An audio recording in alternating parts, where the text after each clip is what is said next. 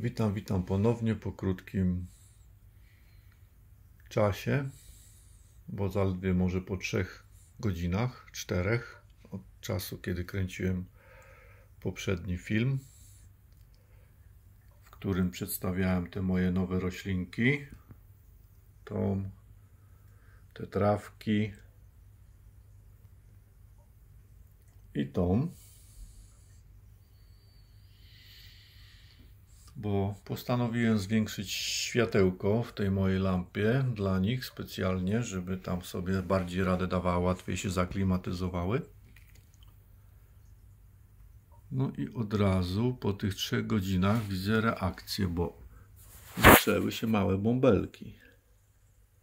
Nie, czy tu było widać, bąbelek za bąbelkiem sobie do góry leci. Pomalutku. O. Nawet Anubias mi tutaj zaczął bąblować. Nie wiem, czy to będzie widać. O, teraz widać, jak z niego coś tam leci.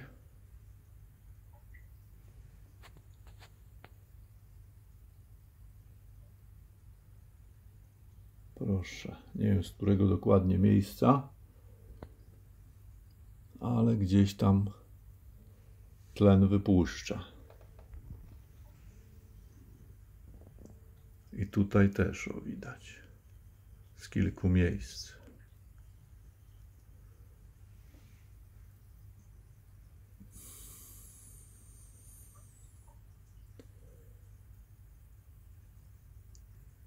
Coś tutaj też bąbluje delikatnie. O, nie wiem dokładnie co, Staurogena chyba.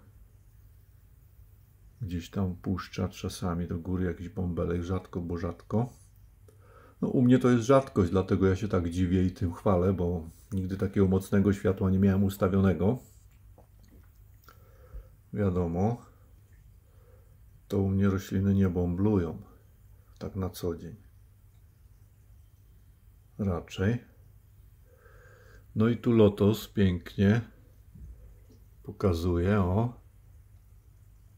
Niteczka powietrza i to się ładnie do góry rozchodzi.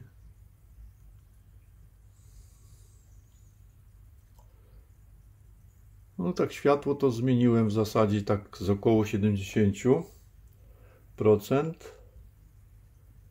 na jakieś 90 parę. I taka reakcja.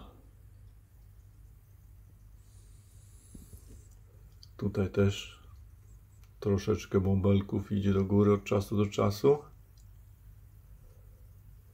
Przy czym to jeszcze nie jest 100%, a tu ledwie lampa 46 W, tak? Oczywiście nie jest to wykorzystane w tej chwili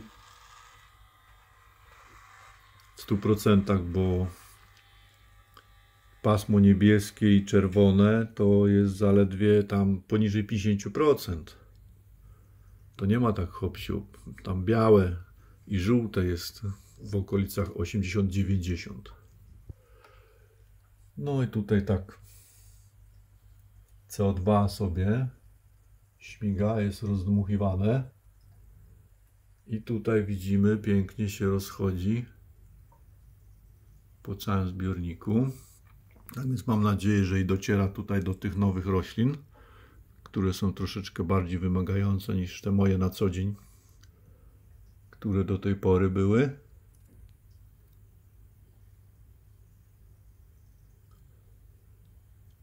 A żeby jeszcze wspomóc te roślinki, w tym żeby lepiej im się tutaj zadomowiły, no to wcieliłem w życie mój pomysł. Na razie w ten sposób, że jeszcze im tu dołożyłem lampeczkę w tym rogu. To i mam nadzieję, Staurogenie się to przyda, bo ona też jest dosyć wymagającą roślinką. I u mnie niestety, ale jak gdyby zaczęła się kurczyć coraz mniej. Być może z braku światła. No i tak wygląda średnio, po prostu ledwie wegetuje. No a teraz przy tej ilości światełka może odżyje i zacznie się rozkrzewiać, miejmy nadzieję. No zobaczymy.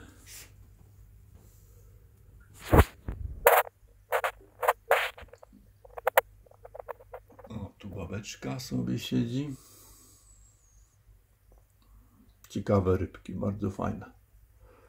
Jak ktoś szuka ciekawych rybek, polecam babeczki. Lubią obserwować otoczenie.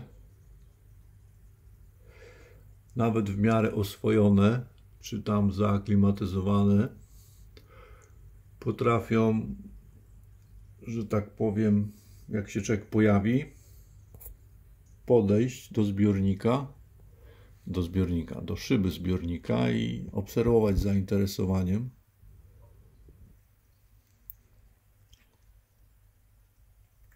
To, co się dzieje poza zbiornikiem, na jego zewnątrz.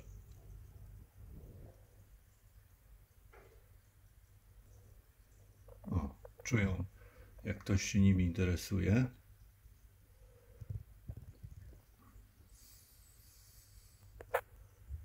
O, potrafią reagować. Jak człowiek za blisko, to jednak instynkt działa i trzymają dystans, ale potrafią się też przyglądać przez chwilę.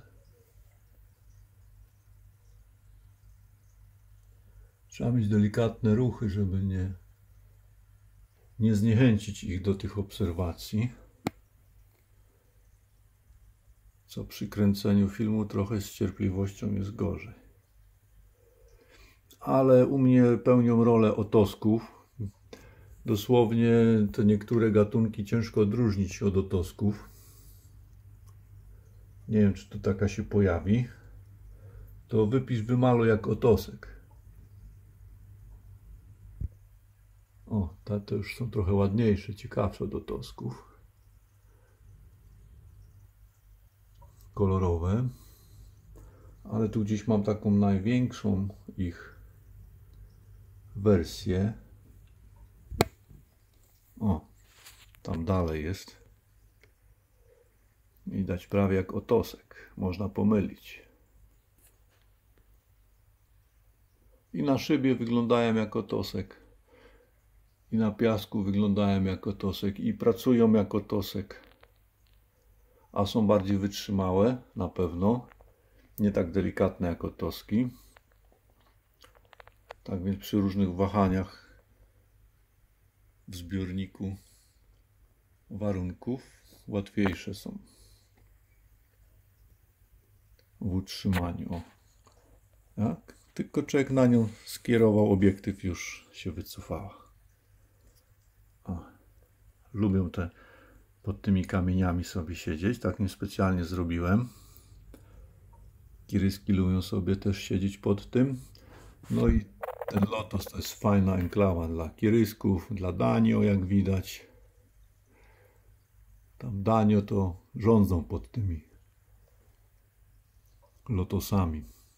Taki fajny baldachim jest stworzony, a przestrzeni pod tym baldachimem do przebywania jest sporo, bo to nie jest jakaś gęsta roślina, bo ma łodygi cieniutkie.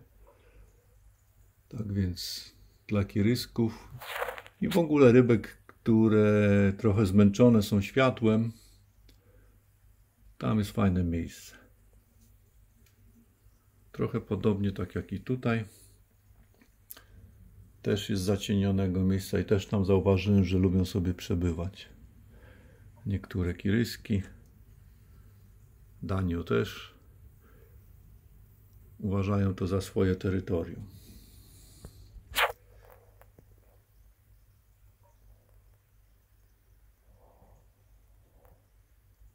Pod kątem to nie ostrzy, ale piskorek tam się wije.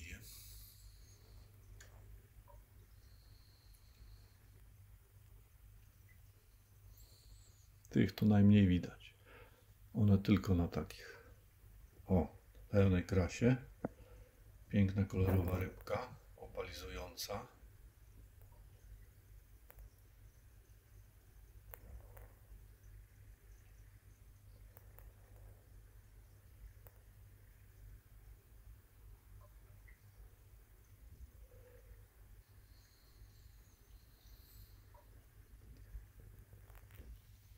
No dobra, ale miało być tylko o świetle i nowych rybkach. Aha, właśnie, a propos światła i CO2 i tak dalej. Widzę, że w końcu po chyba tygodniu troszkę zaczyna mi się to zielenieć. Już się robi taka oliwka. A tak to miałem takie niebieskie, ciemno-niebieskie.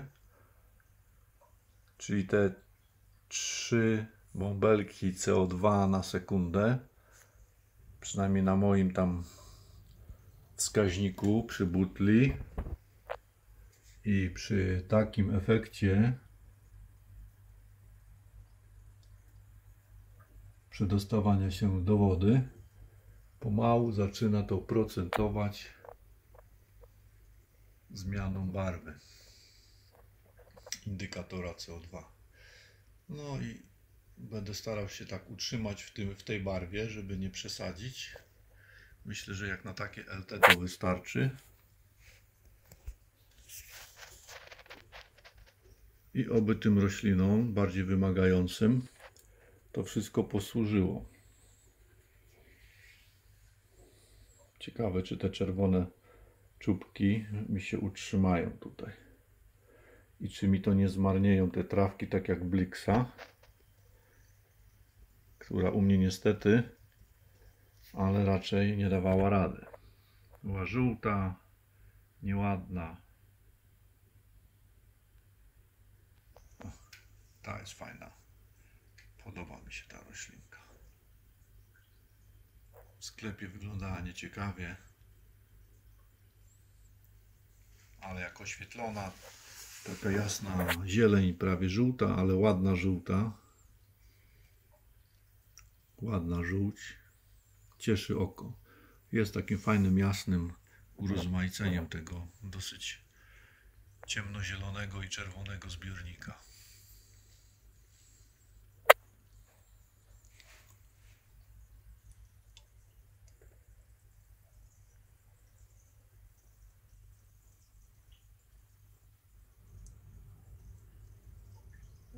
I chowaj się.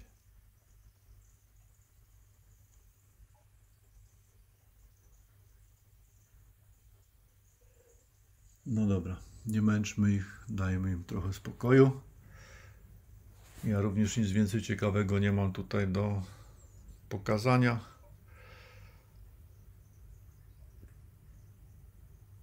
To może wystarczy na tą chwilę. Pozdrawiam, hej, do następnej okazji.